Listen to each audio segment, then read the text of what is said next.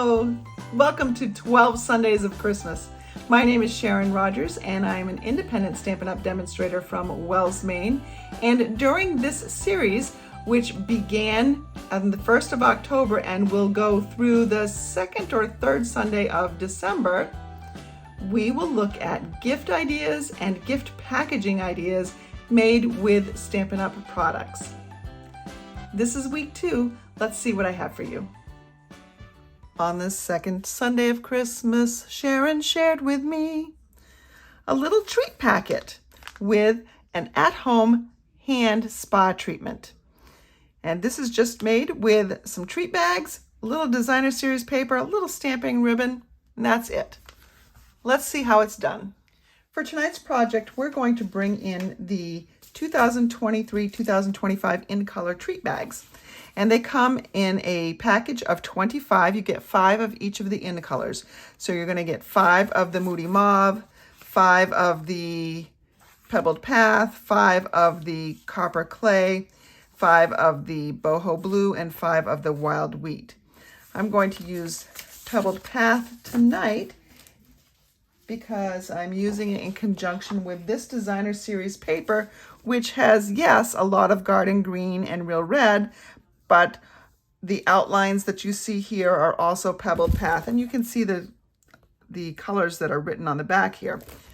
Now, this is the Joy of Christmas 12 by 12 designer series paper, but any Christmas paper would work. I did want to pick something that would work with this. Now, this isn't very Christmassy.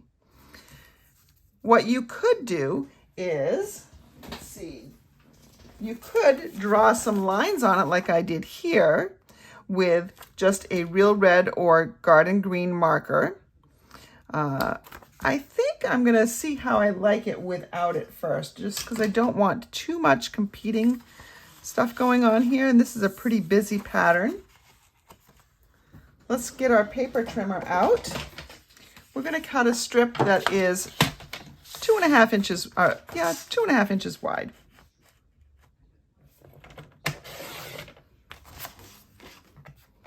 It doesn't use a lot of designer series paper.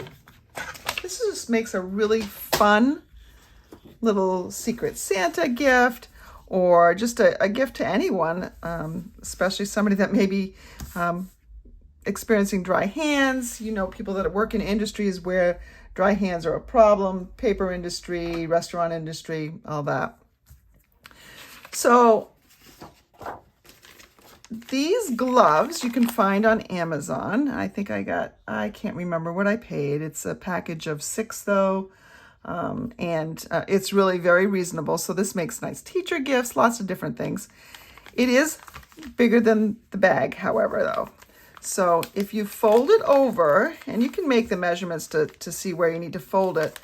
I folded it so that it kind of has a natural fold based on where the gloves are in there.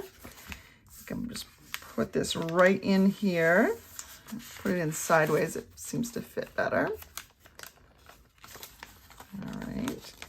And we'll slide that down there. There we go. And then once I know it's in the bottom, I'm going to fold over this top piece right here. And it kind of seals it. And then we will wrap this around. So if I wrap it around,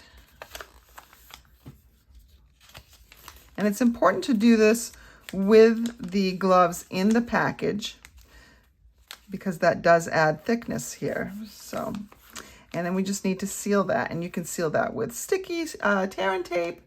See, I always say that wrong. You can do it with the glue. When I glue something that overlaps, I like to put a little bit of glue on the edge of that piece and a little bit of glue on the edge of the other end, but opposite side. So that gets both of them. So they are overlapping about 1/2 inch, 3/4 inch right now. And so there we have that little wrap. Kind of looks, oh, there we go. And so pretty. We just need to put a tag on this. Let's bring in a piece of basic white and our Cottage Wreaths set. This is not a new set, but I do love it. I love it especially for this wreath, although I do like the rustic twig wreath as well. I'll put this right on here. Now you may notice a little dark spot right here, and that is so that I can align this with the die set that coordinates. There's a kind of a right side up and not, so I like to know how I'm stamping it. Let's bring in our garden green ink. Now this is a distinctive stamp set, so it will look like I'm stamping in more than one color because some of it will be lighter and some of it will be darker. Isn't that beautiful? I love the distinctive sets for that reason, among others. And then we can add some berries here. There's these little 3 dots somewhere right here. And you'll notice that the dots are red. This is a clean stamp. Red and pink and purple does tend to stain the photopolymer, but it is not a defect and it does not hurt at all. It does not diminish the stamp.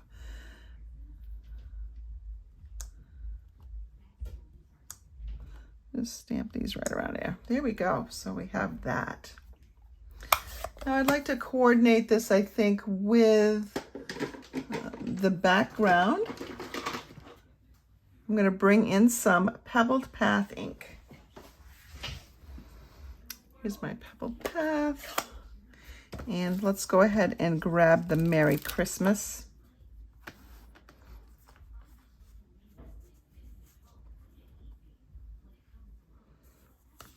I'm going to stamp that right in the center. And I think one side is a little bit wider than the other, so I'm going to stamp that right there. Merry Christmas, right inside the wreath. All right, I can bring in my Baby Boss, my mini Stampin' Cut and Emboss machine. And remember, if you've seen me do this before, my machine seems to like 3 as the base plate best of all, instead of the regular number 1. That's what I use. If I bring in these dies, all sorts of dies that coordinate with this stamp set. I want the outline one, and I know this is the twig one and this is not. So I did not pay attention to how I was stamping this, so hopefully I can find how it matches up pretty easily. Ooh, I think I found it. No, maybe I didn't. Let's see. All right, there we go. I should have paid attention to where I put that dark spot. And where I put that dark spot on the stamp, it would have lined up about with this thing right here. And so I would have known. But I did not, and I missed the opportunity to teach you that. Now let's go right through here.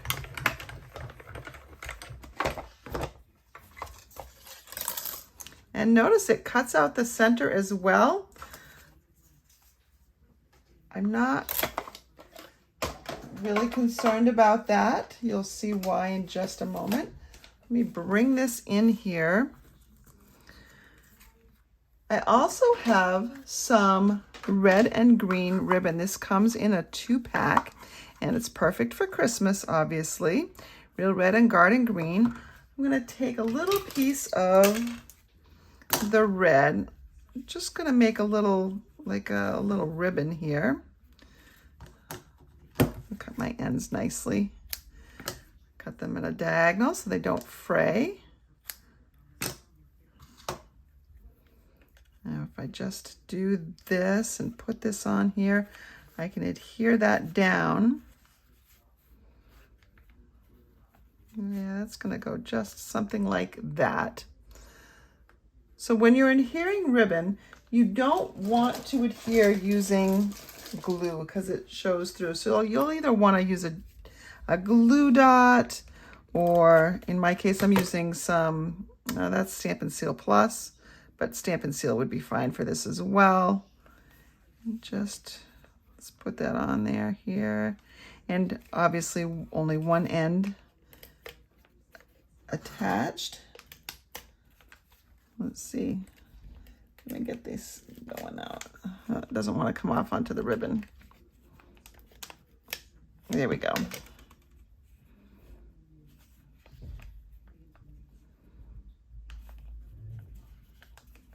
So there we go, something like that.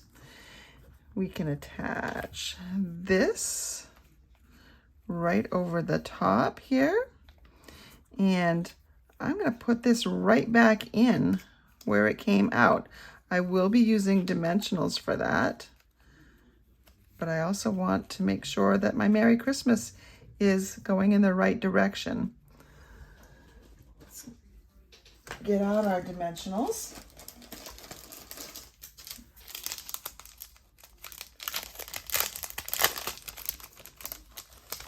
I'm gonna have to get used to having polish onto my fingers because it seems a little bit harder to get things off of places when I've got polish on my fingers. She only used 2 coats in a top coat, but. So in case you're wondering, I don't regularly get spa treatments, but I had received a very lovely Christmas present last year, and a friend and I did, and I'm just getting around to being able to use it now. And so we went and made a 3/4 of a day. She went back to work. I went home and took a nap. There we go. That's going to go like that. And now I'll just take out my Merry Christmas. We'll pop that up on dimensionals as well.